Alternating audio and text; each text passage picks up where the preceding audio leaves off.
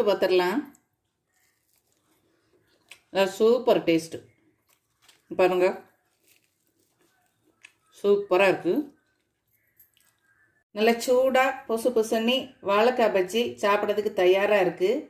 இது ஒரு 10 நிமிஷத்துலேயே செய்திடலாம். 4 மணி டீக்கெல்லாம் நம்ம சாப்பிட்றதுக்கு 10 நிமிஷத்துலேயே செய்திடலாம். இதை எப்படி செய்யலாங்கிறத வாங்க வீடியோக்குள்ளே போய் பார்க்கலாம். உயிரெழுத்து நேயர்களுக்கு என் அன்பான வணக்கம். இன்றைக்கி நம்ம சாயங்கால வேலையில் சாப்பிட்றதுக்கு வாழைக்காய் பஜ்ஜி எப்படி செய்யலாங்கிறத பார்ப்போம்.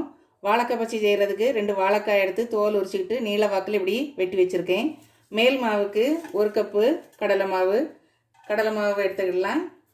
1/2 கப்பு அரிசி மாவு இதில் எடுத்துக்கலாம். இது கூடவே காயப்பொடி ஒரு அரைக்கரண்டி, மஞ்சள் பொடி ஒரு அரைக்கரண்டி, சோடா உப்பு கொஞ்சம், வத்தல் பொடி 1 கரண்டி சேர்த்துக்கிடலாம்.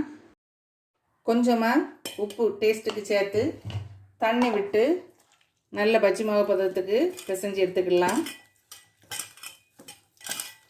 ரொம்ப தண்ணியாக போயிடக்கூடாது, கொஞ்சம் திக்காக தான் பிசைஞ்சு எடுக்கணும்.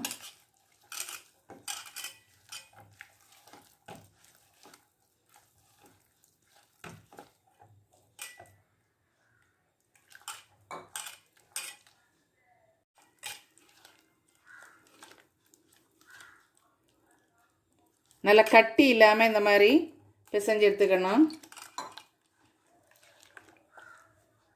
நல்லா பிசைஞ்சாச்சு. இனி எண்ணெயில் போட்டு எடுத்துட வேண்டியது தான். சட்டி அடுப்பில் வச்சு எண்ணெய் காஞ்சாச்சு. வாழைக்காய் எடுத்து பஜ்ஜி மாவில் முக்கி எண்ணெயில் போட்டு பொரிச்சு எடுத்துட வேண்டியது தான்.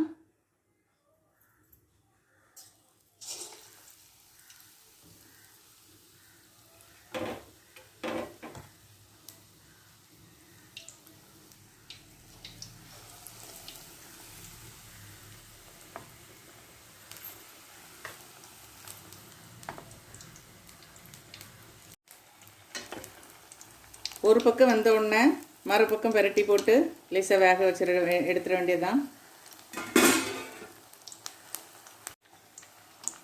வெந்துட்டு எடுத்துடலாம்.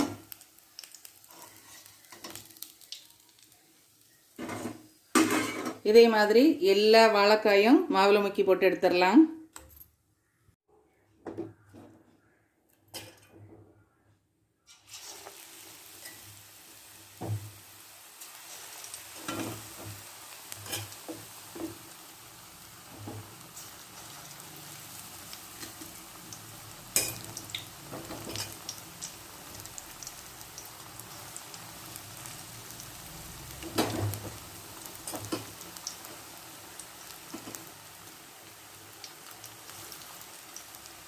ஒரு கையில் செல்ஃபோனை வச்சு வீடியோ எடுத்துக்கிட்டே இன்னொரு கையால் வெட்டி வச்சுருக்கக்கூடிய வாழைக்காய் எடுத்து பஜ்ஜி மாவில் முக்கி போட்டுட்ருக்கேன். அதான் இது இப்படி இருக்குது. பஜ்ஜி செய்து முடிச்சாச்சு. இந்த மாதிரி நீங்களும் செய்து பாருங்கள். இந்த பதிவு உங்களுக்கு பிடிச்சிருக்குன்னா லைக் பண்ணுங்கள், கமெண்ட் பண்ணுங்கள், ஷேர் பண்ணுங்கள். இது வரைக்கும் நம்ம சேனலை சப்ஸ்கிரைப் பண்ணாதவங்க சப்ஸ்கிரைப் பண்ணுங்கள். கூடவே பக்கத்தில் இருக்கக்கூடிய பெல் ஐக்கானை ப்ரெஸ் பண்ணி அதில் ஆளுங்கிற ஆப்ஷனை ப்ரெஸ் பண்ணுங்கள். அப்போ தான் நான் போடக்கூடிய எல்லா பதிவும் உங்களை வந்து சேரும். நன்றி. சாப்பிட்டு பார்த்துடலாம். சூப்பர் டேஸ்ட்டு பாருங்கள், சூப்பராக இருக்குது.